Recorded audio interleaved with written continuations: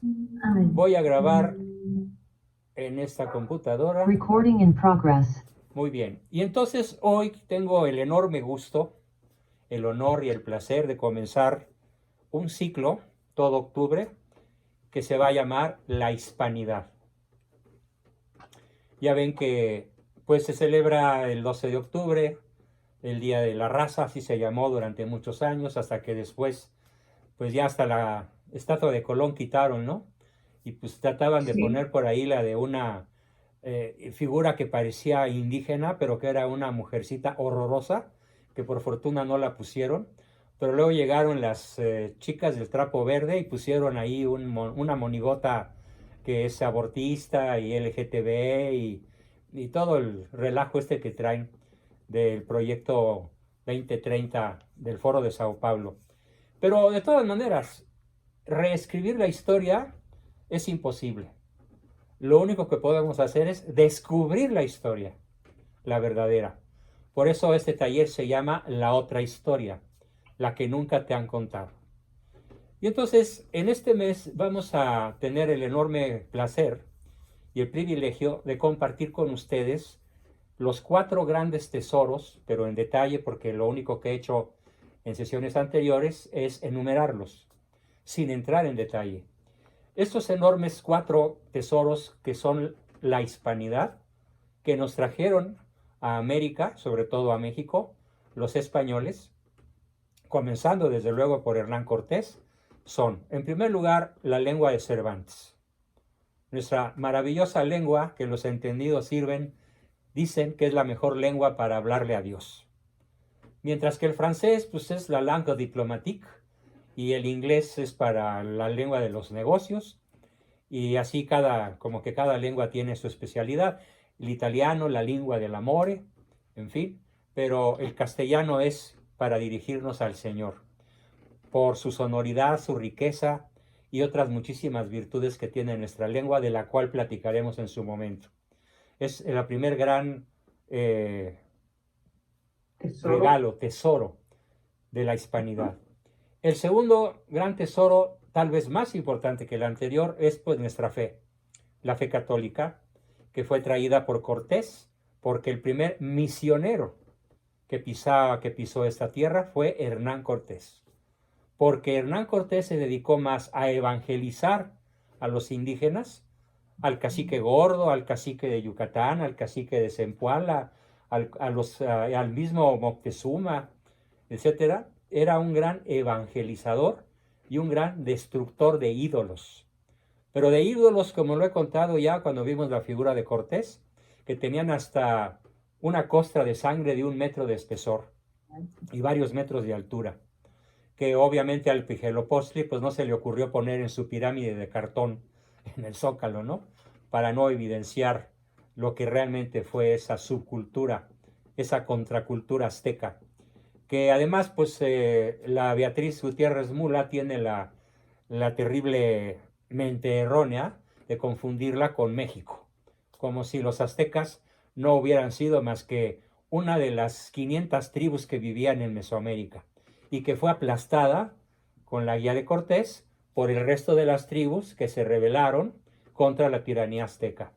O sea que hay que darles sus lecciones de historia de primero de kinder. Pero bueno, eres el segundo gran tesoro entonces, nuestra fe católica. Y curiosamente, hoy vamos a analizar una serie de hechos relacionados con nuestra fe. Porque curiosamente el día de ayer, que fue el 450 aniversario de la batalla de Lepanto, un 7 de octubre de hace 450 años, se salvó el mundo cristiano. Bueno, pues el planeta. Aunque parezca exagerado, México no existiría, no existiría América Latina, probablemente ni siquiera Canadá ni los Estados Unidos, si la Armada Católica no hubiera triunfado en la batalla de Lepanto, que será nuestro tema de hoy. Pero antes de hablar de la batalla de Lepanto, comenzaré por un tema que ocurre 11 siglos antes, 12 siglos antes, que es la batalla del puente Milvio. Y voy a explicar por qué es tan importante entender esto que se llama la batalla del puente Milvio. ¿Qué pasó ahí? Pero entonces nuestro gran segundo tema es la herencia que tenemos que conservar, que profundizar, que proteger, que es nuestra fe católica.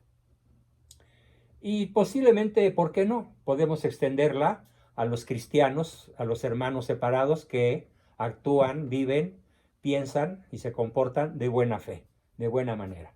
Defienden la vida, defienden la familia, de derecho natural, y de estos, pues en Estados Unidos hay un número muy respetable, y sobre todo en muchas regiones en donde está muy arraigado un cristianismo no obediente al Papa, pero que es de buena fe. El tercer gran tesoro, del que también vamos a hablar en este periodo relacionado con la hispanidad, es el arte, la filosofía y la belleza de la cultura griega. La filosofía y el arte de los griegos, que llegan a México y a toda América Latina a través de los españoles, y ya desde el primer instante a través de Cortés. Permítanme un segundo, estoy silenciando los ruiditos. Ya. Y desde luego, el cuarto gran tesoro, el derecho romano. El derecho romano, que es el derecho natural y que es obviamente derivado del derecho divino. No se entiende el derecho natural sin que sea creación de Dios. Entonces, las leyes justas, inteligentes, que crearon los romanos, fue precisamente porque se basaron en la ley natural. Por eso el derecho romano se basa jus naturalis, así se nombra, así se le conoce en la historia. Y tenemos una corriente opuesta, que es el derecho consuetudinario, que se refiere a los usos y costumbres de alguna región en particular, que da origen a cosas verdaderamente absurdas, como la Constitución mexicana, a la que ya he mencionado por su verdadero nombre, de acuerdo a mi señor padre, que escribe un libro formidable que se llama La Prostitución Mexicana, Antimexicana de 1917, destructora de la nación. Entonces, la lengua de Cervantes, la fe católica, el arte y la filosofía griegas, y el derecho romano son las cuatro moléculas que forman el ADN de la hispanidad. Y bueno, pues resulta que el miércoles pasado hubo una tremenda polémica que por un error de dedo no he subido al grupo, pero la voy a subir, porque por ahí alguien de ustedes me lo hizo ver, que subí un video equivocado, pero el que se grabó con la polémica sobre la pena de muerte, pues vale la pena buscarlo y subirlo. Espero que mañana mismo lo pueda yo hacer. ¿Y por qué es tan importante este asunto de la pena de muerte? Porque está íntimamente relacionado con la guerra justa. La guerra justa, que es, por así decirlo, una pena de muerte masiva contra un ejército invasor. Es curioso observar que en la historia de las naciones, en la historia universal, las naciones católicas, salvo excepciones muy particulares y muy escasas, nunca iniciaron una guerra de depredación.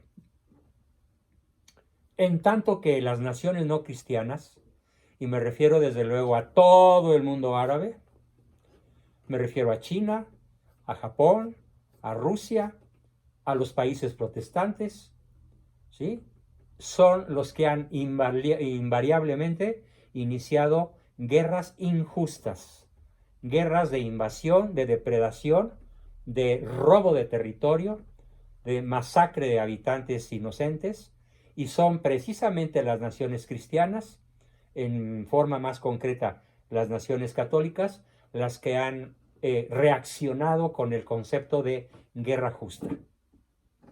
Uno de los participantes del grupo miércoles, que déjenme ver si anda por aquí, a ver, Wenceslao, ¿nos honraste con tu presencia el día de hoy? ¿O parece que te echaste para atrás? Conste que yo te invité, a que estuvieras justamente con este tema que levantó Ámpula en la sesión del miércoles. Porque él, citando algunos versículos del Evangelio, decía, me dijo a mí en forma muy crítica, severa, que entonces yo estaba en contra de la palabra de Cristo, en contra de los mandamientos de la ley de Dios, que dicen no matarás. Y es cierto, no matarás, el quinto mandamiento, no matarás. Pero todos los mandamientos, como todos los versículos de la Biblia, sobre todo los del Antiguo Testamento y la mayor parte de los del Nuevo Testamento, invariablemente a lo largo de 2000 años de historia de la Iglesia, desde que Cristo la fundó en el año 33 de nuestra era, han requerido de la interpretación suprema, infalible, unívoca e inequívoca de lo que se conoce con el nombre del magisterio de la Iglesia, tanto del ordinario o común, que no necesita hacerse bajo declaración ex cátedra, como del magisterio extraordinario, supremo, que sí se llama magisterio ex cátedra, que es cuando el sumo pontífice define un dogma, como el de la Santísima Trinidad, como el de la Inmaculada Concepción y otros muchísimos por ahí, varias docenas que han sido definidos, y a lo largo de toda la historia de la Iglesia, entonces ha quedado sumamente claro que el quinto mandamiento aplica, pero en un sentido muy preciso. No matarás al justo, no matarás al inocente, no matarás al que no se puede defender, no matarás a una víctima por quitarle su propiedad, su vida, sus riquezas, su honor o su libertad. Y esto fue precisamente el motivo de la polémica con nuestro buen amigo Wenceslao, y gran parte de lo que hoy voy a explicar dentro del mes de la Hispanidad, pues es apasionante porque nos va a aclarar cosas formidables con relación a ese tema que fue muy controvertido. Agradezco desde luego el apoyo formidable que me dieron, por ejemplo, nuestro buen amigo Ricardo, Humberto Sarabia, Alejandro Familiar y otros que dijeron, no, a ver, espérame. Dice Cristo en el huerto de los olivos cuando es tomado preso por los romanos y por el traidor Judas, el que a hierro mata, a hierro muere. Bien, y otros muchos versículos que citaron por ahí de manera muy apropiada, pero que hoy como historiador, más que como especialista en Biblia, como historiador, voy a comenzar por narrarles, y a ver, hago la pregunta al grupo a ver si alguien la sabe, ¿cuándo empezó una era de la historia del universo, de la historia universal, que se llama la era de la cristiandad? ¿En qué año y en qué momento comienza? ¿Y en qué año y en qué momento termina? ¿Alguien lo sabe? 313 hasta 1789. Correcto, Carlos, te damos un vigoroso aplauso, pero ahora ya que abriste la lengua, pues dime en qué momento empieza y quién la decreta. Sería lo que es Constantino al declarar legal el cristianismo. Correcto. No religión de Estado, porque la religión de Estado con el cristianismo fue Teodosio. Ahora, terminó como era hasta 1789 con la Revolución Francesa, con la demolición de la separación de la iglesia y de la fe de la vida pública. Más que separación, la sujeción de la iglesia al Estado. Es lo que empieza en la Revolución Francesa. Pero justamente con la victoria de Constantino el Grande, en la batalla del Puente Milvio, contra el tirano Magencio, es cuando empieza ese maravilloso periodo de 14 siglos que se llama la era cristiana o la cristiandad, que consiste básicamente en que como naipes que se van o como piececitas de dominó que se van empujando unas a otras, todo el mundo conocido, excepto el lejano oriente, e incluso en gran parte del mundo de lo que es el Medio Oriente, se vuelve religión de Estado el cristianismo. Sobre todo con el Sacro Imperio Romano Germánico y los reyes católicos de multitud de naciones. Y los príncipes cristianos o católicos que en gran medida, muchísimos de ellos, alcanzaron brillantísimamente la categoría de ser elevados a los altares, es decir, canonizados.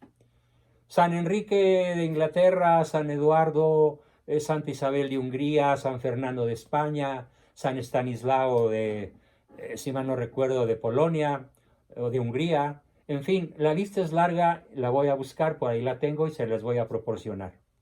Pero el arranque de la era cristiana o de la cristiandad tiene su punto de comienzo en una batalla que se llama la batalla del puente Milvio, M-I-L-B-chica-I-O, Milvio, que es uno de tantos puentes que tiene el río Tíber en su transcurso por la ciudad de Roma. De hecho, actualmente existe ese puente, el puente Milvio. Y en ese puente, alrededor del puente, en una batalla de muchas hectáreas cubiertas por los ejércitos de ambos lados, tiene lugar la primera victoria en nombre de Cristo. Cuenta la historia que este conflicto se desató en el verano del año 312 y es justamente en octubre, del 25 al 28 de octubre. Qué curioso, estamos en el mes de octubre celebrando multitud de fechas, ocurrida del 25 al 28 de octubre de 312 entre los emperadores romanos Constantino I y Magencio. Constantino ganó la batalla, pero ¿cómo la ganó? Bueno, pues él, camino al enfrentarse al ejército del dictador Magencio, que además era un comedor, asesino, perseguidor de cristianos, mientras que Constantino ya había decretado la libertad de los cristianos para ejercer su culto sin ser perseguidos, como había sido durante casi 300 años. Al ir a encontrarse con Magencio frente a frente en los dos ejércitos, levantó su vista al cielo, instigado por su esposa, y vio un enorme letrero pintado en blanco, con nubes, como esos dibujos que ahora hacen los aviones a propulsión a chorro, que dibujan estelas de colores, banderas, palabras, etcétera, que decía en latín: in hoc signum vincis. In hoc, con H, signum vincis. Con este signo vencerás. Y al lado de este letrero gigantesco, que pudo ver todo el ejército, había una cruz, una enorme cruz, que se conoce con el nombre de la Cruz de Constantino. Y además, instigado todavía por su esposa, que ya era cristiana, ya se había bautizado, ordenó Constantino cambiar las águilas romanas de los pendones que tenían en la punta de cada pendón. Imagínense un ejército, cada soldado lleva una lanza, en la punta de la lanza un pendón y un águila, el águila romana, que después vamos a encontrar en multitud de escudos nacionales, lo mismo que de Alemania, que de Hungría, que de Inglaterra y ahora de México, ¿no? Entonces cambia los signos del águila por cruces. ¿Por qué? Porque con este signo vencerás. Y enfrenta a Magencio, que tenía un ejército varias veces superior en número, en armamento, en crueldad, en determinación de victoria, y lo vence en una batalla que duró 25, 26, 27 y 28 de octubre. Entonces, ¿cómo comienza la era de la cristiandad? Con una victoria militar que encabeza Cristo Rey. Literalmente. Así que por si todavía a nuestro buen amigo Wenceslao le queda la duda de cuándo se puede matar a una persona, es en legítima defensa. ¿Por qué? ¿Cómo se legitima la batalla del puente Milvio? Porque Constantino quería, al igual que la mayoría del pueblo ya romano, en 3 siglos, los mártires habían sembrado de cristianos todo el territorio romano. Y Magencio tenía la voluntad de acabar con los cristianos, por odio a Cristo y a su doctrina. Y Constantino tenía la voluntad, la excelente voluntad, basada además en el derecho natural, en el derecho romano, ius naturalis, de que los cristianos gozaran de absoluta libertad en el ejercicio de su culto, tanto privado como familiar, como público, y notorio en sus iglesias, sus catacumbas o donde quiera que hubiera cristianos. Así que fue una batalla de un depredador, Magencio, contra un defensor de la vida, de la libertad de creencia, de la libertad natural de todo ser humano, para vivir de acuerdo con sus convicciones, su fe y sus costumbres. Y pues, in hoc signum vincis. La batalla fue ganada en nombre de la cruz. Así empieza la cristiandad. Así que para que cualquiera que diga que cuando yo predico la defensa justa, la guerra justa o la legítima defensa, estoy contraviniendo el quinto mandamiento de la ley de Dios, pues le digo, pues fíjate que no. No solamente no lo estoy contraviniendo, no lo estoy echando por tierra, no lo estoy pisoteando, lo estoy interpretando con algo que se llama epikeia. Epikeia. ¿Qué quiere decir epikeia? Apréndanselo, por favor, es un término hermosísimo. Es una virtud que entra dentro del terreno de la justicia. La epikeia es una virtud que apoya la virtud macro, cardinal de la justicia. Y se define de esta forma. Fíjense, apartarse de la letra escrita de la ley sin romper su espíritu. Entonces, cuando se dice, tienes derecho a defender tu vida tomando la vida del agresor, si no tienes otra manera de defender tu vida, ahí está la epikeia. La letra dice, no matarás, pero ¿cuál es el espíritu de la ley? No matarás al justo, no matarás al inocente. Por ejemplo, en el caso de México, sobre todo, pues estamos, la nación, el gobierno y tal vez más de la mitad de los pobladores de este país están a favor del aborto, en proporción 57-43. He visto las estadísticas y esto es aterrador. Allí sí hay un asesinato y es el peor asesinato posible. Como lo dice la Madre Teresa, el aborto es la principal amenaza contra la paz. El asesinato del nonato, del que no se puede defender, de aquel que los viejos romanos, desde luego Constantino, lo decían en latín, un concepto hermosísimo, nasciturus pro natur habemus, traducción, el que está por nacer, nasciturus es el que está por nacer, téngase por nacido, así. El que está por nacer, téngase por nacido. ¿Esto qué quería decir en la antigua Roma? Que la mujer embarazada no traía un producto, no traía un montón de células que se podían eliminar en cualquier momento, como ahora lo hacen en Nueva York y para allá quiere llevarnos la Sheinbaum y el malo. No, sino que traía en su vientre un ciudadano romano con derechos. Y en nombre justamente de Cristo, con las águilas romanas sustituidas por crucifijos, por la cruz de Constantino, in hoc signum vincis, con este signo vencerás, la cruz de Constantino en el cielo, las palabras obviamente escritas por el Señor Rey de los ejércitos, el Señor Dios de los ejércitos, es cuando los cristianos recobran su libertad por primera vez en 300 años. Y ahí empieza el gobierno de la cristiandad.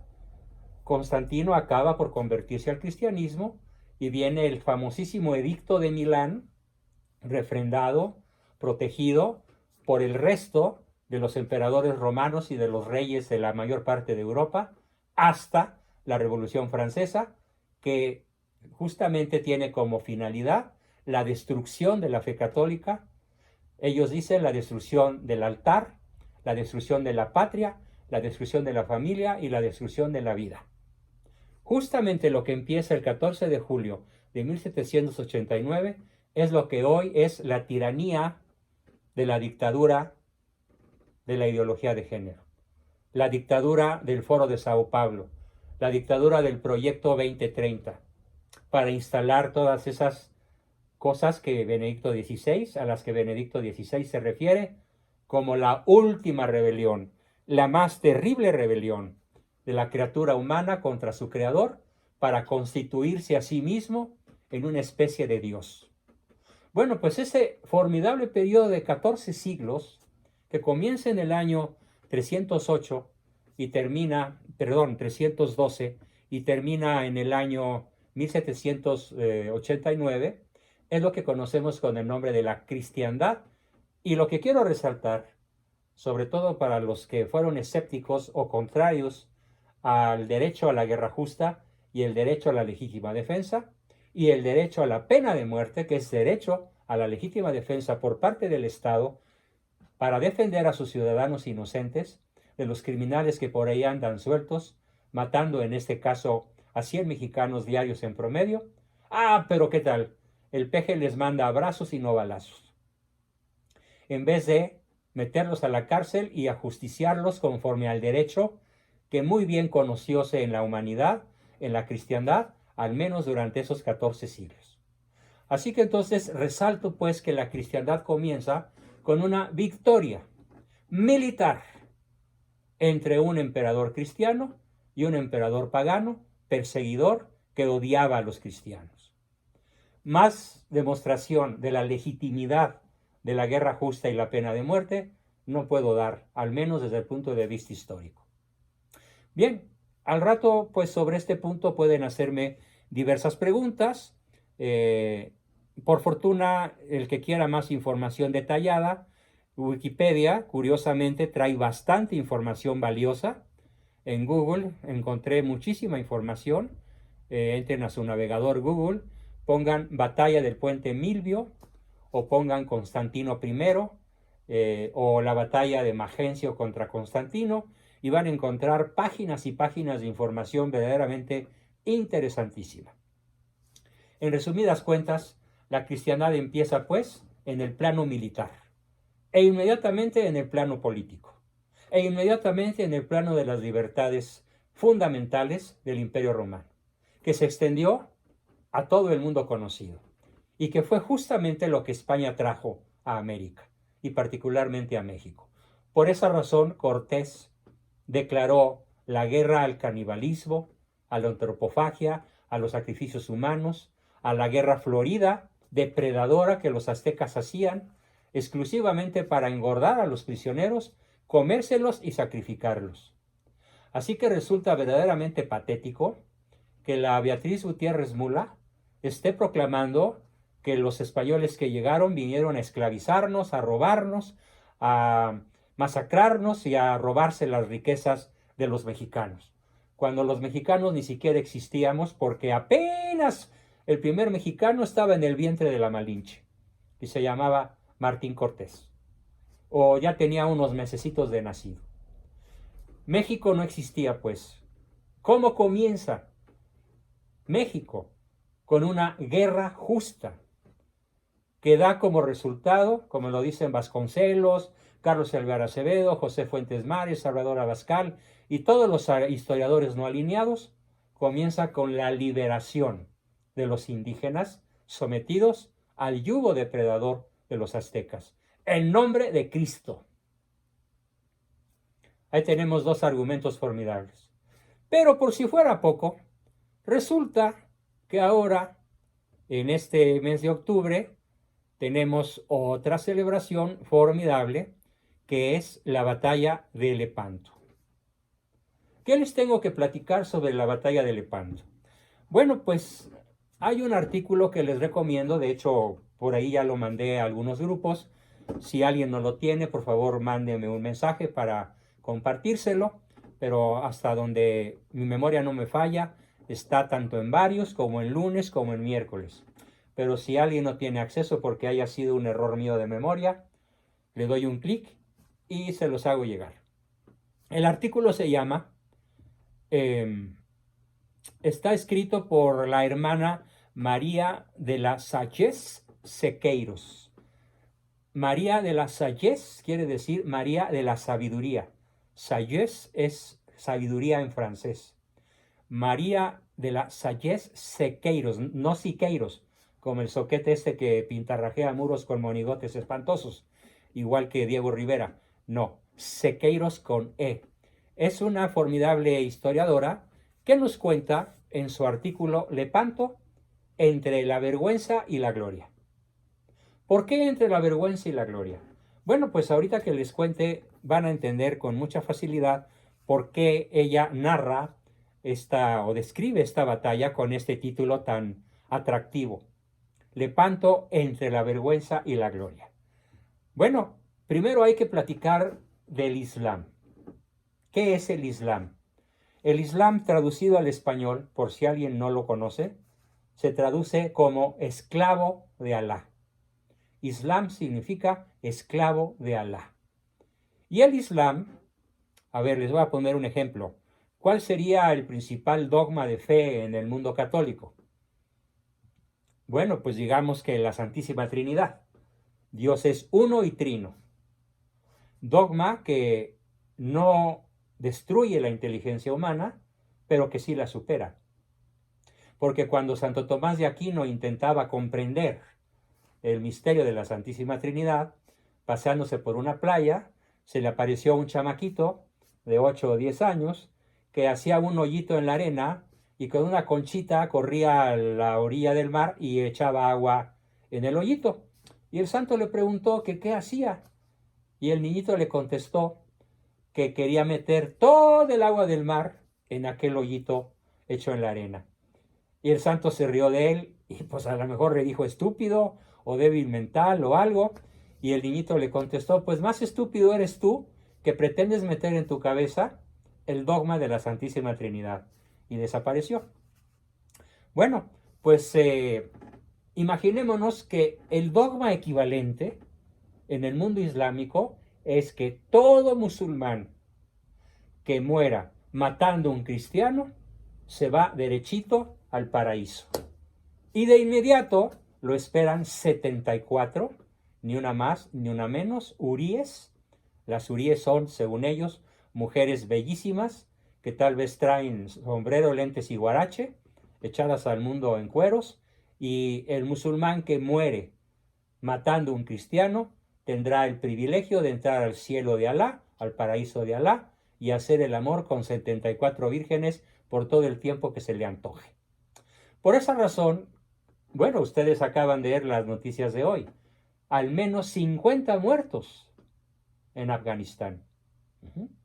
Por un autoatentado, es decir, unos tipos se ponen unos chalecos de bomba y las hacen estallar en el sitio más habitado, de un sitio estratégico, en la capital de Afganistán, si mal no recuerdo, Kabul. Bien, pues este dogma católico, tan fuerte en la mente del Islam como su dogma de morir matando para ir al cielo, da origen a lo que se conoce, o esta historiadora, Marie de la Salle Sequeiros, nos cuenta con su título de El Avance. ¿Qué es el avance? Para obviar un poquito de tiempo, les platicaré que el avance, podríamos decir que a mediados del siglo XV, o sea, por allá de 1453, cuando cae Constantinopla, y ya no se llama a partir de ese momento Constantinopla, sino Estambul, hoy capital de Turquía, y cae en poder de los turcos la enorme y maravillosa Basílica de Santa Sofía, convertida hoy en una mezquita, desde hace 5 siglos. Cuenta entonces Marie que el mundo se despertó musulmán. De pronto, el mundo despertó y ya era musulmán. El gigante dormido del Islam se levantó en el terrible imperio otomano y comenzó a devastar África, Asia y Europa Central, llegando hasta las puertas mismas de Occidente. El avance musulmán fue tan rápido e inesperado que ni los papas ni los reyes cristianos, que ya eran mayoría en Europa, reaccionaron a tiempo contra el enemigo común, como antaño lo habían hecho en la época de las cruzadas. Las cruzadas habían terminado 300 años antes.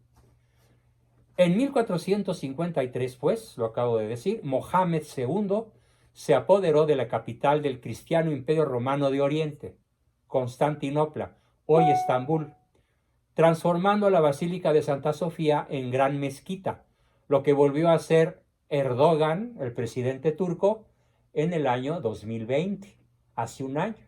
Y curiosamente, el 7 de octubre. tómala, cristiandad, para que aprendas. Yo creo que eso fue lo que dijo el presidente turco en su cabeza.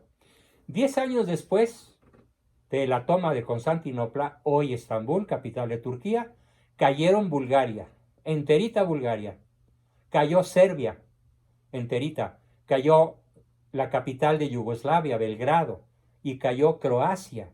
O sea, todos los Balcanes cayeron en poder de los turcos. Al mismo tiempo, la ola turca avanzó sobre Grecia, asegurándose la isla de Eubea, Atenas y todo el Peloponeso. Todo lo que había sido el mundo griego se volvió un mundo turco. Y claro, la población fue esclavizada, masacrada y enviada en galeras como galeotes esclavos a Argelia, a Turquía, a todo el norte de África. Pero ojo con lo que les voy a contar yo, que no cuenta Marie de la Salles. La costumbre principal de los turcos era empalar cristianos. ¿Alguien sabe en qué consiste la tortura turca y musulmana de empalar cristianos? ¿Alguien lo sabe? Un palo en el trasero. Meter un palo por el trasero Pero, y ir avanzando poco a poco hasta que alcance la boca. exactamente, ese es el empalamiento. Lo más terrible del asunto es que el cristiano empalado no se moría rápido, porque el palo entraba por el intestino, llegaba hasta la boca, pero no causaba una hemorragia tan intensa y tan rápida que pudiera morirse en cuestión de minutos o de horas. Cuenta el gran novelista Emilio Salgari en muchas de sus obras que se relacionan con el Islam, que había cristianos empalados que ya tenían un mes sin morirse, con el palo metido desde el ano hasta la boca. Y además clavado en tierra, para que el cristiano no pudiera correr, ni moverse, ni escapar. Ese es el enemigo al cual se enfrentó la cristiandad. Díganme si no era necesario hacer una guerra justa. Para librarse, calcula que en el momento de más éxito del poder turco sobre Europa, había 1 millón de prisioneros cristianos que tenían como destino ser remeros en las galeras de guerra de los turcos o empalados en enormes e interminables campos de concentración, sobre todo en Turquía y en el norte de lo que hoy es Argelia y la costa de África, que abarca desde Orán, cerquitita de España, hasta 1500 kilómetros a la derecha, hasta Egipto y hasta lo que hoy sería Siria e Irak. O sea, un imperio monstruoso, todo lleno de cristianos empalados, o esclavos, o muertos y asesinados, o metidos en las galeras de guerra. A su vez, los otomanos conquistaron a los mamelucos de Egipto en 1517 y se adueñaron de Túnez y de Argel, haciendo que los turcos moderados, se volviesen más fanáticos que antes.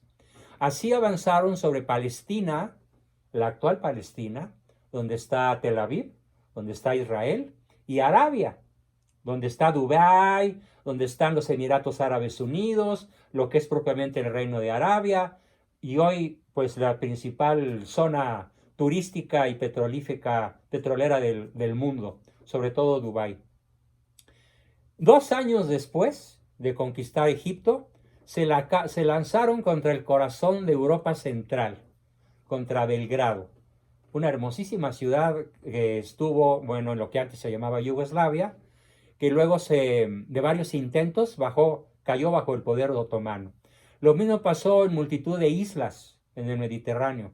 La isla de Rodas, a pesar de la heroica resistencia de los caballeros de San Juan. Para 1526 tenemos instalados a los turcos en Budapest, capital de Hungría. Imagínense. Previo asesinato del rey Luis de Hungría, cayeron Rumania, Albania y Calabria. La parte norte de Italia cayó también en poder de los turcos. La parte sur, Calabria está en el sur, y fueron totalmente arrasadas. Y también atacaron las ciudades francesas, extraordinarias ciudades francesas, de Niza y de Toulon. Le siguieron las islas mediterráneas de Córcega, Elba y Menorca. Pero ojo, a los que no se llevaban prisioneros para las galeras de guerra, que eran miles, o para empalarlos en los campos de concentración y de muerte, los degollaban, literalmente los degollaban. La espada turca no es recta como la espada cristiana. La espada turca es una cimitarra que tiene una ondulación mucho más pesada en la punta que en la empuñadura, y estrictamente fue diseñada por los amos de la guerra, por los señores de la guerra, para degollar de un solo golpe. Una espada católica, una espada cristiana no puede degollar. Una cimitarra turca, sí. La espada católica se usa para dar estocadas, es decir, para herir directamente en línea recta. Y la cimitarra turca se usa para degollar o cercenar brazos y piernas o destripar al adversario. Hay que entender entonces a qué enemigo se enfrentaba Europa. El broche de oro fue la caída de Chipre, la isla de Chipre, bastión católico desde la época de las Cruzadas, que se rindió en el año 1570 con una espantosa matanza. Se puede decir que en Chipre no quedó un solo cristiano vivo. Tampoco se salvó el mar Adriático. Desde la isla de Corfú hasta Venecia se multiplicaron las incursiones islamitas y comenzó a peligrar, ojo, la misma ciudad de Roma. Roma estuvo a punto de caer en manos del Islam. En poco más de un siglo, la cristiandad había quedado reducida a una especie de cantón en Europa. Un pequeño barrio europeo quedaba de la enorme cristiandad que había sido el imperio, el Sacro Romano Imperio de Occidente y el imperio casi invencible que llegó a ser Roma, en poder de los turcos. Hay que entender bien de qué tamaño era el adversario. Peor todavía, para los cristianos capturados, los otomanos, el Imperio Otomano, así se llaman los turcos, crearon varios inmensos campos de concentración y tráfico de esclavos a Túnez y a Argel, donde se llegó a tener más de 1 millón de cautivos. En aquella época, los prisioneros eran obligados a remar como galeotes bajo las órdenes del sultán. Y cuando su cuerpo extenuado no podía más, una cimitarra, ya expliqué lo que es una cimitarra, les cortaba la cabeza y sus despojos eran arrojados al mar. Otros cautivos de mayor categoría se convertían en preciados rehenes del chantaje turco, pidiendo por su liberación exorbitantes sumas de dinero y vendiéndolos como esclavos a otras tribus o cofrades en diferentes partes del planeta. Tal fue el caso de don Miguel de Cervantes Saavedra, que fue vendido como esclavo y sometido a ser un remero a sus 20 y tantos años de una de tantas galeras de guerra turca. Luego fue vendido a un renegado que lo maltrató con trabajos forzados. Un renegado, ¿quién es? Un cristiano que se volvió musulmán para salvar el pellejo. Entonces Miguel de Cervantes fue esclavo de un renegado cristiano que lo maltrató con trabajos forzados y reclusión hasta que otros cristianos de dinero pagaron su rescate millonario. Ahora, nos cuenta Marie de la Sayez un capítulo verdaderamente vergonzoso para Francia y para Alemania, pero sobre todo para Francia. El avance del Islam, este avance arrollador que llegó a apoderarse de más de la mitad de Europa, no hubiera ocurrido sin la fundamental colaboración proporcionada nada menos que por un reino católico, Francia. Como bien lo denuncia y prueba el mencionado historiador Juan del Monte, en su magnífico libro Lepanto, la historia oculta, se los recomiendo. En efecto, la información de guerra secreta, el material bélico, cañones, arcabuces, espadas, barcos y hasta el dinero para financiar la flota enemiga durante el avance turco fueron suministrados por 3 reyes franceses, disque católicos. Me suena, ¿no? El peje que se dice cristiano entregando a México al comunismo como Venezuela, Cuba, Nicaragua, etc. La historia se repite. Nada más que aquel se llamaba Francisco, se llamaba Enrique y se llamaba Carlos, y este se llama Manuel Andrés. En gran parte por Francisco I, Enrique II y Carlos IX, sucesivamente. Estos monarcas se convirtieron en cómplices y protagonistas de la expansión turca. Veamos algunas de sus perlitas, dice Marie de la Salles. Desde que Carlos V fue elegido cabeza del Sacro Imperio, Francisco I, decepcionado, fíjese, lucha por el poder contra Carlos V, comenzó a desarrollar una política antiespañola y por lo tanto anticatólica, llevando a la hija mayor de la Iglesia, así se llama Francia en la historia universal, la hija mayor de la Iglesia, a tocar fondo, a traicionar de raíz su vocación primordial.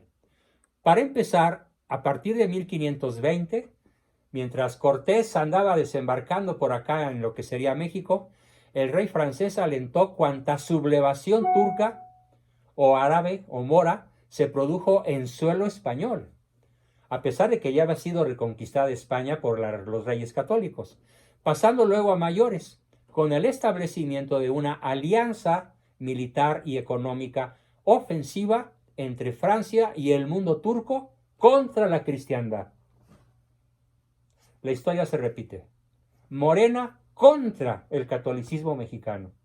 Morena contra la familia mexicana. Morena contra la vida de nuestros hijos. La historia se repite siglos después. Por alguien que se dice seguidor de Jesucristo y que además dice que vino por los pobres. Mentira enorme, pero bueno. Apoyando la rápida conquista del sultán Solimán en Europa, Francisco I se convirtió en su aliado principal, como aliado de Cuba y aliado de Venezuela, con el único objetivo de jugarle una mala pasada a su rival, Carlos V, emperador de la Casa Austria. Su ceguera soberbia quedó en evidencia cuando hasta los mismos príncipes luteranos, fíjense, los mismos príncipes luteranos anticatólicos condenaron la traición francesa y auxiliaron a los españoles en la defensa de Viena, de la capital de Austria. Salvando así la capital de Europa, Viena podría ser nombrada como la capital de Europa en aquella época, salvando así aquella capital formidable asediada por las garras otomanas. No obstante, los alemanes no vacilarían luego en unirse al Islam contra el catolicismo. También Alemania traicionó al mundo católico. También los reyes y los príncipes alemanes se arrepintieron de haber salvado a Viena y se volvieron aliado de Francia y aliado del turco. Así que vayan calculando la magnitud del formidable adversario. Pero además el estilo de guerra depredadora del Islam. Obviamente injustificada a todas luces, brutal, salvaje, tipo azteca para que me entiendan. ¿Sí? Porque aunque allá no se comían el corazón, pues los empalaban y los mataban cuando ya no les servían de esclavos o de remeros. En 1535, Carlos V organizó una cruzada para rescatar a los cautivos de la ciudad de Túnez, en el norte de África, en lo que es hoy el reino de Túnez, plaza fuerte de Barbarroja, almirante de Solimán. Al llamado del emperador concurrieron los ejércitos pontificios, el rey de Portugal, los caballeros de Malta, y hasta Francisco I dio su palabra, pero se rajó, se echó para atrás. Aunque nada más recibió la confidencia de la batalla que quería librar Carlos V, inmediatamente fue con el capitán, con el sultán berberisco musulmán, para echar de cabeza el plan católico. Y a pesar de la traición del rey de Francia, Carlos V tuvo un éxito militar enorme y logró liberar más de 20,000 prisioneros cristianos. Lamentablemente, no solo el poder político, sino también el poder eclesiástico, también la iglesia traicionó a la propia iglesia. Lo mismo que acontece en México. Los obispos calladitos se ven más bonitos, según ellos. ¿Dónde está la contundencia para guerrear contra el aborto antes de su legalización? No después. No el 3 de octubre. Varios años antes. No ha ocurrido. Bueno, pues esto que ocurrió en Europa sigue ocurriendo ahora en México. Los turcos consiguieron la complicidad de varios obispos galicanos, como fue el conocido caso de Monseñor Pelissier de Montpellier, una ciudad francesa, quien se desvivió por complacer al sultán. Así, mientras Carlos V, emperador de España, planeaba una nueva irrupción en Argel para liberar más cautivos, los agentes secretos de Francisco I, especialmente el obispo Pelissier, mantuvieron informado a Barbarroja de todos los movimientos de la flota española. De la manera más vil, obispos católicos traicionaron a su iglesia y a sus países. Así que el ataque español fracasó, y los cristianos que iba a liberar Carlos V debieron continuar sufriendo su calvario gracias a un prelado traidor, a un obispo traidor, que si bien había sido destituido por Roma, se mantenía en el puesto con el apoyo del rey francés. Como si todo esto fuera poco, en 1543, Solimán el Magnífico, así se llamaba, Solimán el Magnífico, escribía a su gran amigo Francisco I, rey de Francia: te he concedido mi temible flota de guerra, equipada con todo lo necesario. He ordenado a Barbarroja, mi Capudán Pachá, almirante en jefe, Capudán Pachá en turco, que escuche tus instrucciones. Fíjense, el gran Pachá turco dándole al rey francés la orden de seguir las instrucciones del invasor. Y en efecto, bajo las órdenes de Francisco I, rey de Francia, Barbarroja arrasó la costa siciliana y luego se dirigió a Marsella, ciudad francesa, donde su tropa, la tropa turca, fue agasajada por el rey francés con grandes regalos, comilonas y fiestas tipo árabe. El pachá turco recibió una espada de honor en nombre del rey, de la que más tarde se sirvió para degollar los cristianos en la ciudad francesa de Niza. El rey francés le entrega al invasor la espada con la cual asesinaría miles de cristianos. Por eso el artículo se llama entre la vergüenza y la gloria, Más aún, el rey francés concedió a la escuadra islamita el puerto militar de Toulon, Francia, como refugio para pasar el invierno, haciendo expulsar manu militari a gran parte de la población cristiana, con el fin de dar acogida a 30,000 huéspedes musulmanes, todos guerrilleros salvajes. Desde ahí Barbarroja aumentó sus saqueos en la costa del mar Mediterráneo con el apoyo del rey francés.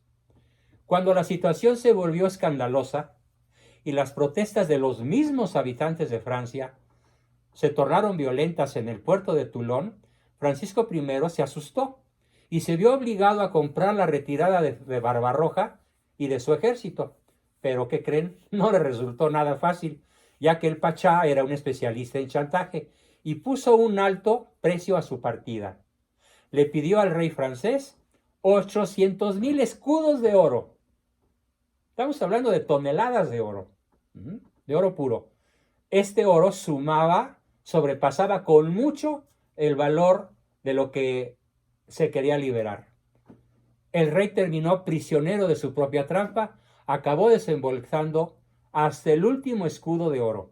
Días después, la escuadra turco-franca se retiró devastando a su paso las costas de Nápoles, Sicilia, Calabria y Cerdeña, al abrigo de las galeras flordelizadas, es decir, con la bandera de Francia llevan siempre una flor de lis.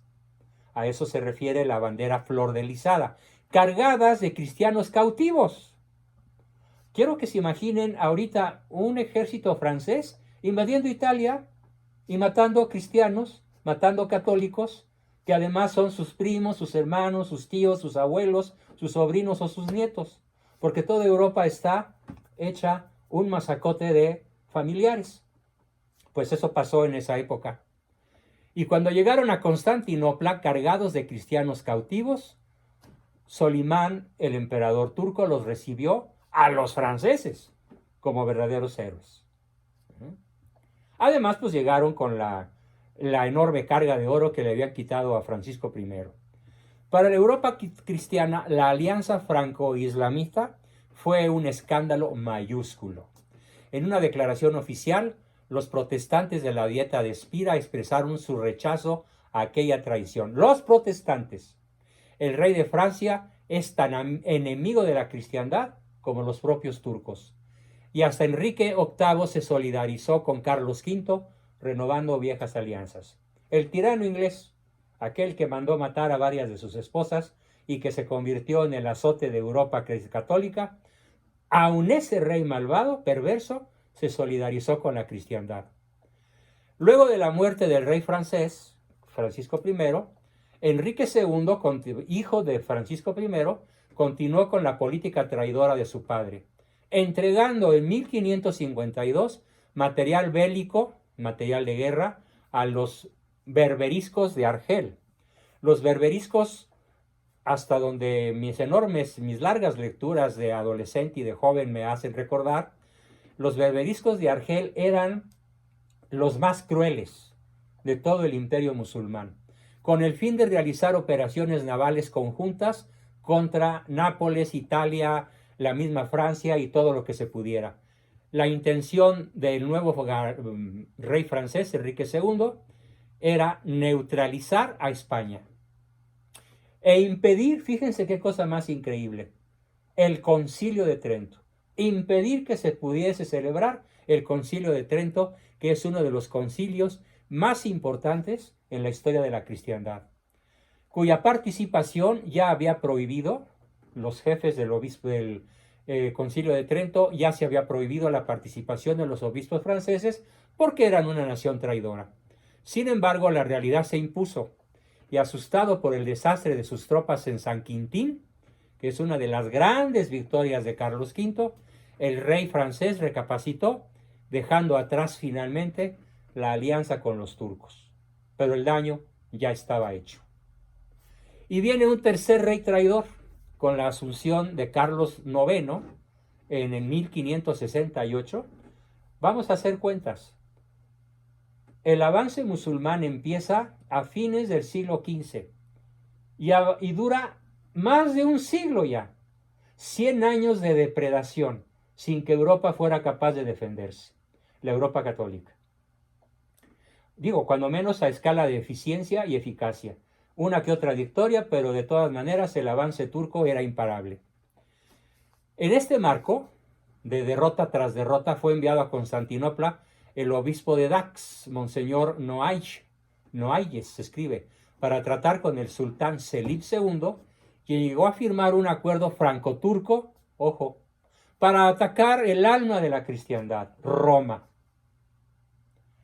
Aunque la ofensiva no llegó a consumarse, el rey francés se dio el gusto de humillar a San Pío V, a San Pío V, el Papa, enviándole como embajador al traidor Noailles, a pesar de haber sido desposeído de su investidura y declarado herético notorio por el Santo Padre.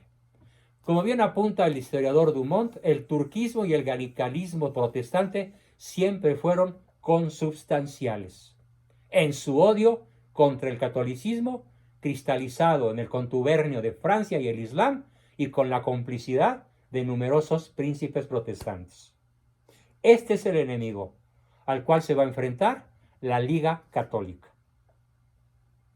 Así que estamos hablando que desde el punto de vista cristiano, la batalla desde el punto de vista católico, Europa se juega su vida al formar lo que se llama, en el nombre de la historia, la Liga Católica, la Santa Liga Católica, que tenía un estandarte, un crucifijo y la Virgen, una Virgen especial que después se llamaría, por la decisión de San Pío V, llamarse la Virgen del Rosario. Por eso, en la batalla de Lepanto se entroniza a la Santísima Virgen como la victoriosa en la batalla de Lepanto, que probablemente en esta sesión no alcancemos a narrar porque es extraordinariamente interesante. Antes de concluir y empezar con sus preguntas, en Occidente se preparaba el ejército de los santos y la nube de las oraciones, como dice bellamente el historiador Brodel. San Pío V había hecho un llamamiento a la cruzada en 1570 para formar la Liga Santa contra el turco. Así que le tengo que decir a nuestro buen amigo Wenceslao y todos los que piensan que estamos atacando el quinto mandamiento, que el Papa San Pío V es el líder intelectual, no militar, por supuesto, pero es el líder intelectual y financiero de la Santa Alianza que culminaría en la victoria de Lepanto. San Pío V había hecho pues un llamamiento a la cruzada para formar una liga santa contra el turco invasor, depredador y asesino. Ante todo, el Papa dirigió una súplica in extremis al rey de España, Felipe II, el gran emperador Felipe II. De ti, en primer lugar, muy querido Hijo de Cristo, imploramos la ayuda y el auxilio. Tu madre, la Santa Iglesia, se postra ante ti gimiendo y llorando para que salves a Europa del turco. El monarca, con una cosmovisión verdaderamente católica, Felipe II, más aún si tenemos en cuenta que no había terminado de sofocar las revueltas moriscas de Granada, a las que Carlos Galindo se refería hace un rato, le escribió al Papa sin dudar. Y con esto termino mi exposición de hoy para dar paso a sus preguntas y aportaciones y continuar la próxima sesión con este formidable acontecimiento de hispanidad católica. Los intereses, dice el emperador Felipe II, le escribe al Papa: los intereses de la Iglesia están por encima de mis intereses personales. He decidido emplearme en hacer realidad la alianza que deseáis, dando instrucciones para que se trabaje en ello. Que el Señor, Dios de los ejércitos, guarde a vuestra santidad y haga crecer la prosperidad de la Iglesia Católica. Bueno, pues los dejo como en las buenas telenovelas, en suspenso, para que en la próxima sesión veamos con mucho detalle cómo se desarrolló la batalla de Lepanto con una notable inferioridad cristiana y con un formidable milagro de la Virgen del Rosario que tendré el gusto de platicarles en su momento. Bien, pues ¿quién quiere hacer la primera pregunta, comentario, aportación? Soy todo oídos. Adelante, por favor. Tenemos la manita de Alejandro y de Ricardo. Adelante, Alejandro. Buenas noches. Hola. Bueno, siento escalofríos. Qué gusto me da, ya valió la pena la sesión. Porque realmente es muy impactantísimo conocer todo esta parte oculta de la verdadera batalla, ¿no? ¿Sí? Del avance del turco, del odio contra la cultura cristiana, la civilización, la fe cristiana, y el elemento de la traición me parece alucinante. Alucinante. Pero lo que más alucinante me parece es que estás platicando lo que está pasando hoy. Exacto. Exactamente, ese es mi principal objetivo al platicarles todo esto. Es la alianza verdaderamente pavorosa entre la masonería y el Islam. Así es. Para destruir la cristiandad. Un paralelismo perfecto. Sí. Esperemos otro Lepanto. No, y acabamos de tener, y estamos viviendo lo que tú decías de Afganistán, lo que está pasando hoy, y la traición del pútrido gobierno que está ahorita en Estados Unidos. De Biden, sí. Es pútrido, es la palabra que ahorita se me ocurrió. Excelente apelativo, pútrido. Y es más, incluso la traición ha llegado a tal nivel de que ahorita el mismo gobierno pútrido de americano está dando instrucciones e impidiendo que los mismos norteamericanos que quieren huir de Afganistán puedan huir. Lograr y que no lo reciban en otros países. Así es. Suena tan increíble, y quizás una de las causas que sean el origen de esto es que no quieren que se conozca la verdad de los que salgan de ahí para que la cuenten al mundo. Así es. Exactamente, Alejandro. Formidable tu observación. Enriqueciste muchísimo el objetivo que quiero lograr en esta sesión. Como el que no sabe historia no se da cuenta de lo que está pasando ahorita. No, y la infiltración que está logrando con los vuelos, llevando a los afganos elegidos por los mismos talibanes para que vayan a Estados Unidos, y ya los crímenes que están y las violaciones están convirtiendo en las mismas ciudades donde los acaban de recibir. Así es. Y bueno, ¿qué crees? En los puertos franceses de Niza y Toulon está lleno de turcos musulmanes y ni la policía se atreve a entrar en estos momentos.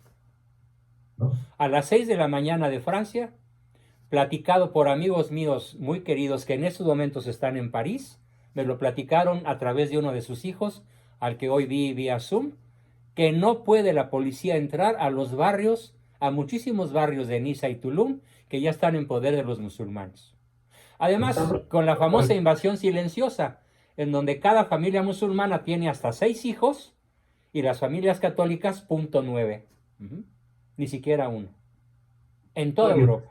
Subvención de los gobiernos europeos. Cómplices. Además son los que los protegen. Así es. Exactamente, como los reyes franceses que hice alusión. Increíble. Increíble.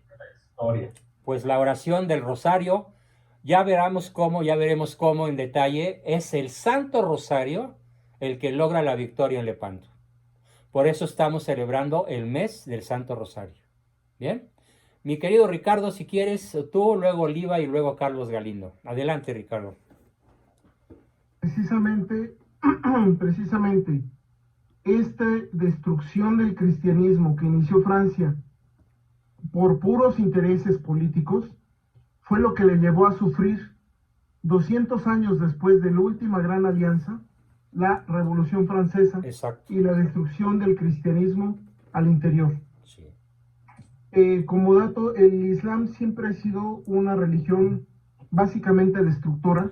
Bueno, eso de religión está muy discutible. Llamémosla así, bueno, está bien, una creencia. Una creencia. Sí, una creencia. Profundamente destructora. Sí. Cuando los árabes invadieron España, España tenía la misma densidad de población que Francia. Bueno, pues ya tiene 600 años que se culminó con la conquista o la reconquista de España por parte de los católicos. Sí. Y España todavía está por abajo. Tiene una densidad de población 0.6 veces, de 0.5 a 0.6 veces la de Francia. Exacto. Tal fue la destrucción de los musulmanes en España. Sí. Muchos dicen, no, es que los musulmanes hicieron grandes cosas, pero la destrucción que hicieron los musulmanes durante en España, 7 siglos. Durante 7 siglos, sí, que hizo en España fue tal que la población española no ha vuelto a recuperar su los nivel mismos de niveles de densidad. Y no es el único lugar. En lo que era el norte de África, estaba igual de poblado que España y que Francia. Sí. Todo el norte de África era una zona riquísima, además, desde los fenicios. Desde los fenicios. Sí. Porque estaba el desierto y lo que quieran, pero se habían construido una serie de acequias en donde se reunía el agua de lluvia y de canales para repartir esa agua, que habían hecho precisamente Hipona, en donde estaba Agustín de Hipona, era una de las regiones de mayor producción de granos, justo después solamente de Egipto.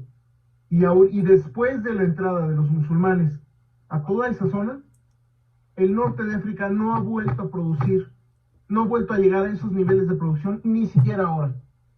Ni siquiera ahora. Sí.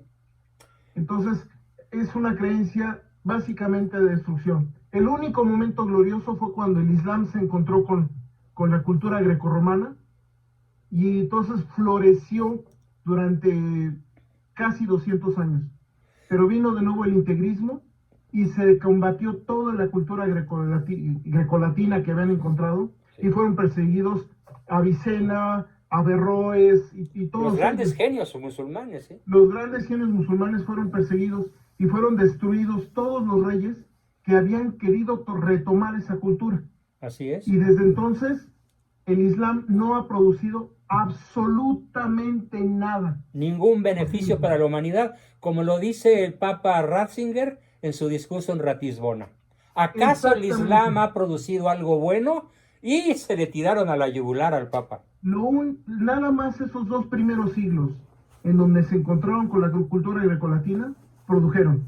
Después de eso, llevan cerca de 1100 1.500 años, 1.600 Desde años, el 600 de no producir nada. absolutamente nada. Cierto. Sí. Un poco de poesía, eso es todo, porque hay que reconocerlo, tienen buena poesía. Sí. Hay que reconocerlo. Bueno. Pero ni nada especial. No, por O sea, supuesto. sí son buenos poetas, hasta ahí. Fuera Bien. de eso, no han producido nada. Más que guerras, depredación, asesinatos, invasiones y pérdida poblacional notabilísima en muchas regiones del planeta. Quiero leer, comentando, Ricardo nos regala unos versículos que vale la pena que todos escuchen. Génesis 9:6. El que derramare sangre de hombre, por el hombre su sangre será derramada. Apocalipsis 13:10. Si alguno mata a espada debe ser muerto. Otro, Éxodo 21:12-14. El que hiere a alguien causándole la muerte, morirá irremisiblemente. Pero si él no lo premeditó, sino que Dios permitió que cayera en sus manos, entonces yo le pondré en el lugar en el cual ha de huir. Pero si alguno se acalora contra su prójimo y lo mata con alevosía, le quitarás de mi altar para que muera. Otra, Levítico 24:17-21. Asimismo, el hombre que hiere de muerte a cualquier persona, morirá irremisiblemente. El que mate a un animal lo restituirá, pero el que mate a un hombre morirá. Y otra participación de Lourdes Macías que dice: emplead vuestro poder en hacer justicias mucho cumplidas, que matando pocas vidas corrompidas, todo el reino a mi creer salvaréis de parecer. Fray Íñigo de Mendoza. La legítima defensa nos la aporta Jorge Cantú para todos. La legítima defensa de las personas y de las sociedades no es una excepción de la prohibición de la muerte del inocente que constituye el homicidio voluntario. La acción de defenderse puede entrañar un doble efecto. El uno es la conservación de la propia vida, el otro la muerte del agresor. Santo Tomás de Aquino en su Suma Teológica 2.2, capítulo 64a, número 7. Nada impide que un solo acto tenga dos efectos, de los que uno solo es querido, sin embargo el otro está más allá de la intención. Santo Tomás de Aquino, Suma Teológica. Formidable aportación de varias personas para pues la defensa de la tesis que implica en gran medida este coloquio de esta noche.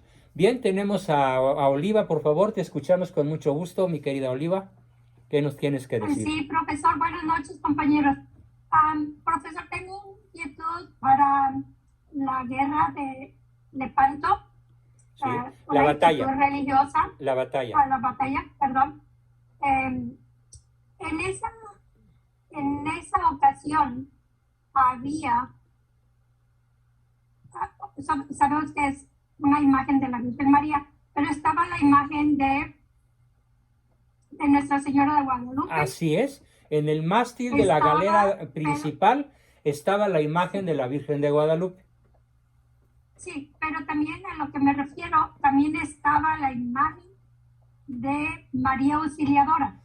Ciertamente, pero finalmente el Papa se decantó por una imagen de la Virgen a la que él denominó la Virgen del Rosario, porque como lo vamos a ver, como lo vamos a ver en detalle la próxima vez, San Pío V declaró que la victoria católica se debió al rezo del Santo Rosario de toda la cristiandad. Entonces, estaban, como quien dice, varias imágenes. La Señora de la Victoria, Nuestra Señora de Guadalupe, María Auxiliadora, Nuestra Señora del Rosario, por mencionar 4 ahorita de momento. Correcto. Pero obviamente sabemos que es una sola. Claro, es una sola con diferentes advocaciones, se llama advocación. Sí. Entonces, de allí, cuando estaba María Auxiliadora, la imagen, también más tarde, bueno, como que se opacó un poco la imagen, o no tuvo tanto auge la imagen de María Auxiliadora, y más tarde con Juan Bosco fue que resurgió. En Italia con San Juan Bosco, claro. Sí, claro, por esa razón claro. del pueblo que funda mi padre en Baja California Sur, en el desierto, se llama María Auxiliadora en honor a la Virgen a la cual San Juan Bosco tenía especial devoción. Y yo por eso me llamo Juan Bosco, porque nací ahí. ¿Sí? Pues enhorabuena, pero también hay que resaltar el aspecto religioso, que gracias a que todos los soldados se confesaron, hicieron penitencia. Pero no te me adelantes, porque eso es materia de la próxima charla. Espérame, no me quites la narrativa. Porque eso hay que verlo con mucho detalle, porque es una idea que se le ocurre a don Juan de Austria, mi tocayo. Chamaco de 26 años que llegó a ser el almirante de toda la flota de la Santa Alianza. A los 26 años. ¿Sí? Ya lo veremos con mucho detalle. Gracias, Oliva. Carlos, ¿algo más que quieras añadir? No, eso es todo, gracias. Gracias, Oliva. Bueno, yo como puedo hablar un poco lo que es relacionado con lo que experiencia que tuve en Medio Oriente como soldado. Ah, mira qué interesante, cuéntanos. Mire, lo que pasa es esto, todo el tiempo nos atacaban, pero cuando hablé con alguno de ellos en el bazar, les dice que adoramos el mismo Dios. Desde ese momento, a la noche siguiente, solo había la mitad de los ataques. Caray, pues qué impresionante, ¿no? Qué increíble. Porque es la forma de calmarlos. Ahora, voy a hablar de algo que es actual. No es casualidad que en las escuelas estén presionando a la ideología de género y al aborto, porque es la forma con lo cual la masonería se ha comprometido a reducir a aquellos jóvenes y nuevas generaciones que se le van a confrontar con el Islam. Porque esta gente ha estado apoyando a escondidas todas las inmigraciones musulmanas. Incluso ha pedido que en las universidades estadounidenses la tolerancia al Islam, pero lo que no te dicen es que el Islam es súper intolerante contra todos los temas que no sean ellos. Muy cierto. Sí, ellos predican la tolerancia, pero no la aplican en su propio mundo, ¿no? Sino al contrario, la peor de las intolerancias. Y no lo van a hacer. Y el problema es que ahorita ya me estoy fijando para dónde se están apuntando ahora las pistolas, que es, primero fue Europa. Europa va a reaccionar, pero va a ser una reacción de tipo heroica. Dios te oiga. Pero ahora donde están apuntando las balas es América Latina. Claro. Porque en primer lugar, el problema va a ser que ahorita no es fuerte la inmigración musulmana, porque nadie quiere ir a un país pobre, pero es cuestión de tiempo hasta que empiecen a presionar fuertemente a la presencia de inmigración musulmana fuerte, con el apoyo de los gobiernos comunistas. Eso es lo que va a suceder.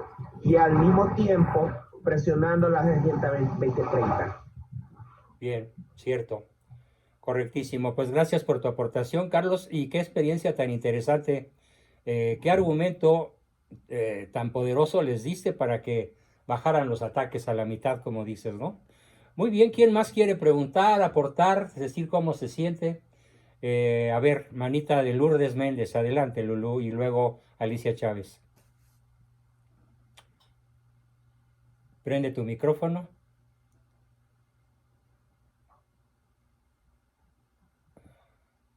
¿No le atinas? Ya, ahí está. Ay, buenas noches. Hola.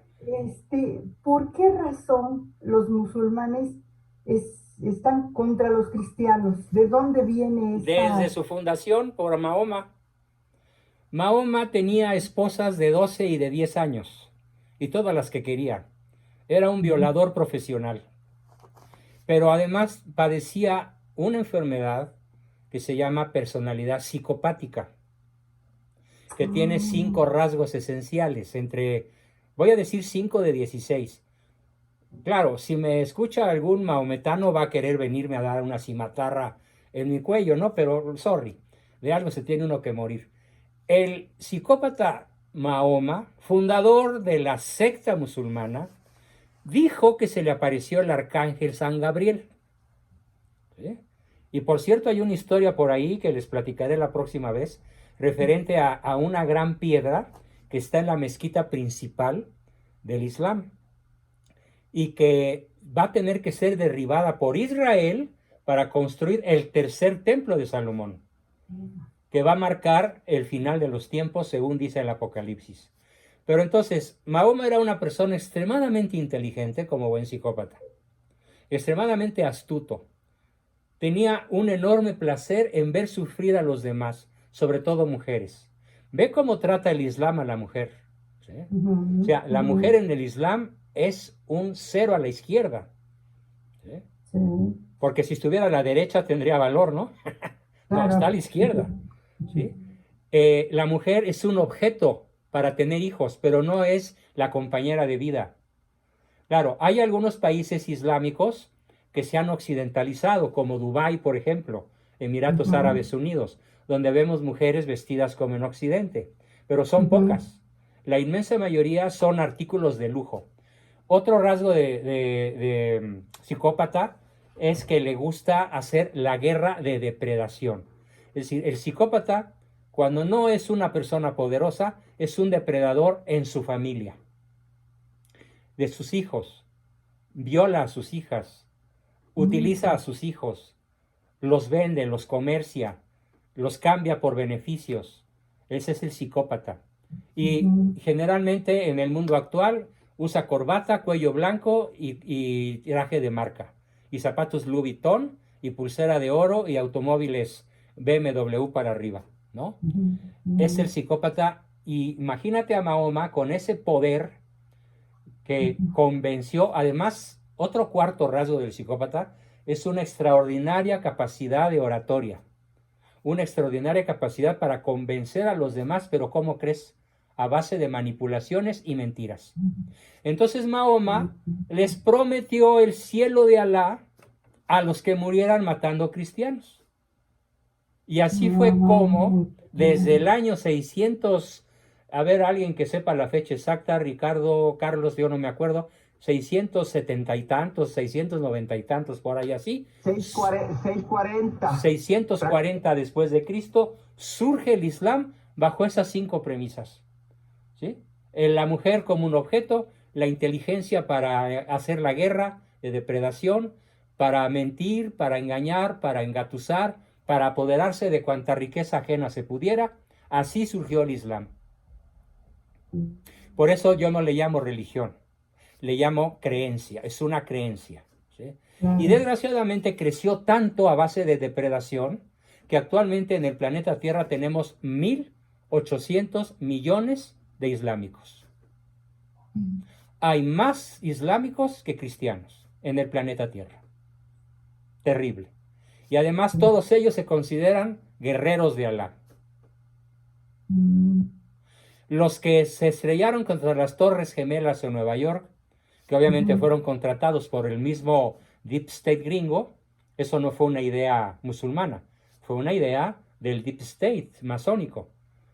A ellos, a los que se estrellaron en los aviones, sus mamás les habían puesto al cuello la medalla de Alá con una llave para entrar derechitos al paraíso después de matar a los cristianos que estaban en las Torres Gemelas. Curiosamente, en las Torres Gemelas no murió ni un solo judío, porque todos estaban advertidos de lo que iba a suceder. Entonces, hay una terrible alianza que hacía resaltar nuestro buen amigo Alejandro Familiar entre la masonería, el sionismo y el Islam. El Islam es hoy el arma principal de destrucción masiva contra la cultura cristiana occidental, en la cual estamos nosotros. ¿Sí? Terrorífico. Está horrible. Y entonces, ¿cuál es nuestra principal arma? El rosario, la oración, la penitencia, el sacrificio. Pero yo incluyo la formación y la acción. Sí, claro. No basta la oración, no basta el sacrificio. Tenemos que acudir a los sacramentos, tenemos que formarnos, ¿sí? Por cierto, les tengo una noticia que me tiene sumamente contento. Está en marcha un proceso que yo no esperaba conseguir, pero por fortuna un sacerdote de nombre Daniel, ya les revelaré su identidad, me ofreció que mis alumnos sean reconocidos por la Universidad Pontificia de México. O sea que todos los que están cursando conmigo el curso que están tomando, este curso, lo mismo que el de los miércoles, va a tener diploma con el sello oficial de la Universidad Pontificia Mexicana. Estamos en trámites para lograrlo. Les quería dar esa noticia al final porque pues es verdaderamente formidable, ¿no? Que la única universidad católica que tenemos en el país avale mis cursos oficialmente. No sé cuánto se va a tardar el proceso, a lo mejor es complicado, burocrático, pero ya hoy empezó el proceso. ¿Sí? Así que pues maravilloso, ¿no? Bien, claro. Tenemos otra manita por aquí, que es la de una persona que dice, y que viva Cristo Rey, con la bandera y una virgen hermosísima. ¿Quién es? Adelante. Hola, soy el padre. Ah, Daniel. Sí. Tú eres, pues estoy platicándoles la noticia que hoy me diste. Sí, exactamente. De hecho, mañana voy a llevar los documentos que te envié. Los documentos que me envió. Qué bien. Para que los metamos y a lo mejor hacen alguna observación y posteriormente ya le voy a indicar cuál es el procedimiento. Así tenga aquí que pasar 80 obstáculos, yo me la aviento, padre, no importa. En beneficio perfecto. De todos mis alumnos, que ahorita apenas estoy empezando, yo quiero llegar a tener miles de alumnos en una universidad formal, en donde básicamente estudiemos filosofía, psicología, historia y pedagogía. Y teología también, ¿no? Hasta donde el tiempo y el cuerpo aguante. Exactamente. Pues démosle un aplauso al padre Daniel, que ya se identificó. Bravo, bravo, muchísimas gracias, padre. Te dije que se iban a entusiasmar todos y mira la reacción. Formidable, formidable. Gracias. Maravilloso. Gratitud eterna, de veras. Qué increíble. Bien, y padre. Si se puede, su bendición al final. Ok, sí. Claro, cada vez que estés aquí con nosotros, aviéntanos al final una bendición para que la Virgen María nos proteja, ya sea Auxiliadora, Guadalupe, del Rosario, cualquier advocación es la misma. De la Merced. De la Merced. Bueno, ahorita que están comentando a la Virgen de la Merced, quisiera hacer un comentario sobre Miguel de Cervantes, que fue rescatado por los mercedarios. Exactamente, la Virgen de la Merced, sí. De la Merced. Sí, ellos se dedicaban a eso, ¿verdad, padre? A rescatar esclavos y prisioneros turcos. Bueno, cristianos, hermanos. Y aparte tenían un cuarto voto, que es estar dispuestos alegremente a dar la vida por un cautivo que esté en peligro de perder a la fe. Intercambiarse por ellos, sí. Uh-huh. Qué maravilla, ¿no? Sí. Formidable aportación, querido padre Daniel. Pues qué bueno que te identificaste con el grupo. Ya viste el aplauso de todos, la alegría de todos, la sonrisa de todos. Y bueno, pues unos minutitos más. Si alguien quiere, tenemos todavía 4 minutos más. A ver, adelante, Mari Valdés. Maestro, nada más preguntarle, el documento entre la vergüenza y la gloria, sí. ¿Ya lo mandó? No, no lo he mandado. Perdón. Lo voy a mandar a todos mis grupos en un ratito más. Al terminar la sesión, doy varios clics y se los mando a todos los grupos para que todos lo tengan. Y si alguien no está en algún grupo y no le llega esa liga, por favor mándeme un chat privado diciéndome que no le llegó y se lo mando personalmente, en ese caso, mañana. Aparte del video que se grabó, ¿ok? Muchas gracias. Muchas gracias a todos. Ricardo, una última intervención. Hay 2 cosas. La primera, hay algo que no se ha visto muy claramente, pero es el surgimiento del Islam es aproximadamente 666 años después de Cristo, poquito menos, pero la fuerte del Islam, el ataque fuerte del Islam al cristianismo 666. Empezó en el 666. Sí. El resurgimiento del Islam, pero bajo la mano turca, empezó 666 años después de todo esto. El integrismo árabe, el integrismo musulmán actual, empezó aproximadamente 666 años después del inicio de los turcos. Y por varias situaciones, y que ahí sí me preocupa bastante, se está viendo de que mucho de lo que ha sido el New Age y mucho de lo que ha sido muchas de las situaciones abiertamente anticristianas han tenido apoyo abierto y descarado de los musulmanes. El ataque al cristianismo en España, en Francia, en la misma Italia, En Alemania. y ahora en México, Sí, es por parte de musulmanes, sí. al punto de que hay purificaciones parciales. Y yo creo que la siguiente purificación parcial, no la definitiva, la siguiente purificación parcial va a ser de nuevo de manos de los musulmanes, nos guste o no. Muy probablemente. Ojalá te equivoques, pero es probable. Ujú. Sí. Bien. Y finalmente, una última. Perdón, Ricardo. No, y lo que me preocupa es, vean lo que está sucediendo en Dubái con el templo de las religiones unidas. Investíguenlo en Google, no me crean a mí. Investíguenlo en Google. ¿Qué pasa El en templo Dubái de la con el templo de las El religiones templo de las unidas? religiones unidas. Ajá. Ahora, Y Ricardo, eso a mí me preocupa muchísimo, Bien. pero muchísimo. Y el problema es que ahí está metido también gente de la Iglesia Católica, o bueno, de la jerarquía Como el rey eclesiástica. francés y los obispos que lo apoyaron. Exactamente. Entonces, investíguenlo en Google, no me crean a mí, a ver qué es lo que les parece. A mí me También tiene en claro. Alemania, creo. Sí, Ahí también ya están Alemania, Diana, construyendo. por supuesto. Sí, pero el más grande está en Dubái y es monumental. Así O sea, es el una proyecto cosa es formidable, sí. monumental. Bien, ¿Templo de las Religiones Unidas? Sí, tiene su nombre, pero la idea es esa, no me acuerdo ahorita el nombre exacto. bueno, pues vamos a buscarlo. Bien. Ay, pero ya no tengamos miedo, ya mejor muchos A como rosariazos, ¿no? rosariazos, ¿eh? Como dice San Juan Pablo II, no temáis, ¿sí? Pues sí, No temáis, hombres de poca fe, pues que no estoy yo aquí. Y además aquí en México, que no estoy aquí, que soy tu madre. pues El sí. miedo es del demonio. El miedo es exactamente. El demonio tiene un objetivo fundamental. El miedo llevado al extremo se llama desolación.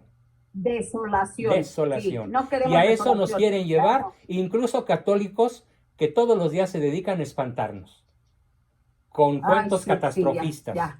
Corran a confesarse porque la Sí. Ciudad de México va a ser destruida por un terremoto en el mes de octubre. Me lleva la tía de las muchachas, ¿no? Qué error tan Sí, grave. no, ya. Sí, ya basta. Entonces, ¿Dónde está nuestra estemos fe? en gracia, Aquí estemos tenemos en que gracia. demostrar nuestra fe. Sí. Demostremos nuestra fe Sí. con esas 5 cosas: oración, penitencia, sacramentos, formación y acción. Bien, una última intervención de nuestro buen amigo Humberto Sarabia y luego de Alejandro y nos despedimos. Y luego la bendición del Padre. Alejandro, Humberto, rápido. Buenas noches. Hola, Humberto. No, yo solo quería reforzar la idea del hermano Ricardo, de que es posible que estemos ante una purificación. La verdad que yo pienso que sí, porque desgraciadamente en Occidente, por parte de los cristianos, no solo es que se es indiferente a las cosas de Dios, sino que además de eso, y peor aún, se ataca a Dios cara a cara. Sí, Se lo humilla, se lo blasfema. sí, exactamente. Eso por una parte. Por otra parte, por la ideología de género y todas esas cosas que aquí se predican, y los musulmanes apoyando eso, ellos saben que nos estamos Pero no para disminuyendo. ellos, para los No, extranjeros. por sí. Ellos se Lo apoyan multiplican como conejos. Lo apoyan para nosotros, lo apoyan para nosotros. Nada más, pero para ellos se Sí. multiplican No, para ellos no. sí, como ratas. Sí, esa es la desgracia. Sí. Esa es justamente la desgracia. O sea, y ya está en Europa. No, Ya están ahí. Europa está invadida completamente. Pues sí, entonces, ¿qué más falta? Nada más ya Eso sin por un armas, lado. ¿no? Y por otro lado, es triste ver porque yo desde pequeño, cuando escuchaba la historia universal, historia de iglesia, a la que culpaban de sanguinaria, de asesina, de intolerante, era la iglesia católica. Nunca escuchaba hablar de Del musulmanes Islam. ni nada. Claro. Y por ese sentido, gracias a Dios que esta universidad que usted acaba de comentar tiene la apertura para que estos cursos lleguen a ser una posibilidad, porque es necesario que, no sé si haya tiempo, pero que la gente conozca Para que realmente todo la México historia. se entere. Tenemos que trabajar para que todo es. México se entere. Sí, Y muchas para que gracias. cuando yo entregue el equipo, yo planeo vivir otros 20 años más, si el Señor me lo permite, esté una gran mayoría de mexicanos sensibilizados de esto, que hoy un puñado de valientes están aprendiendo. No me quiero morir sin extender lo más posible la verdad de la historia, la verdad que es Cristo, para que realmente podamos salvar, cuando menos a los que estén más cerca de nosotros, que ya sería bastante.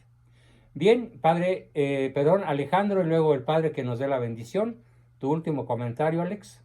Muy rápido, nombre Ricardo, el último 666, ¿en dónde lo posicionaste en el tiempo del Islam? Fue el inicio de los turcos como potencia. Poco a poco fueron creciendo. O sea, hace unos cuantos años.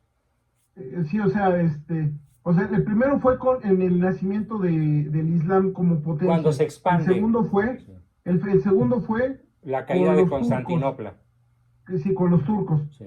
Es aproximado, porque ya saben que todo esto, las fechas no son siempre exactas. El tercero es el inicio del integrismo árabe, en 1900 y fracción. Y ahorita estamos viviendo ese. Sí, el integrismo árabe. Sí. Bueno, yo lo único que quería comentar es de que todo lo que es no violencia, todo lo que es pacifismo, todo lo que son energías ultra renovables, todo lo que es autoculpa y todo está cayendo sobre la civilización cristiana europea. En donde no existe ese concepto es en China, no existe en el Islam absolutamente. Ni en Rusia. Hay rienda suelta, y mientras aquí en Occidente se debaten en ideología de género y teorías de supremacía racial y Black Lives Matter y todo, en una flagelación interna, toda esa debilitamiento de la cultura occidental es únicamente una herramienta para que los otros vayan creciendo y misericordiamente sobre nosotros. Correctísima observación. Padre Gañón, finalmente, si estás por ahí todavía, danos tu bendición. Despídenos, por favor, a todos. En el nombre del Padre, del Hijo y del Espíritu Santo. Amén. El día de hoy queremos darte gracias, Señor, porque nos permites aprender, y también te pedimos la humildad para llevar todo esto a la práctica y que sea para tu glorificación.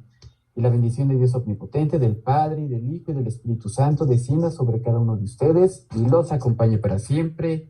Amén. Amén. Pues muchísimas gracias, Padre Daniel, y muy buenas noches a todos. Y nos vemos cada uno en sus grupos, ya sea lunes, miércoles, etcétera, y el próximo viernes para continuar más a fondo con este formidable acontecimiento que ayer o a partir de ayer estamos celebrando, y todo el mes de octubre. Gracias, sean virtuosos, sean felices. Un abrazo, muy buenas noches. Hasta la próxima. Buenas noches. Adiós. Y ahorita subo la liga para todos los grupos. Gracias. Gracias a todos. Gracias. Gracias, hasta luego. Les recuerdo sus cuotas de octubre, por favor. No me fallen. Hay muchos atrasaditos por ahí. Gracias. Gracias. Por ahí, Grimaldo.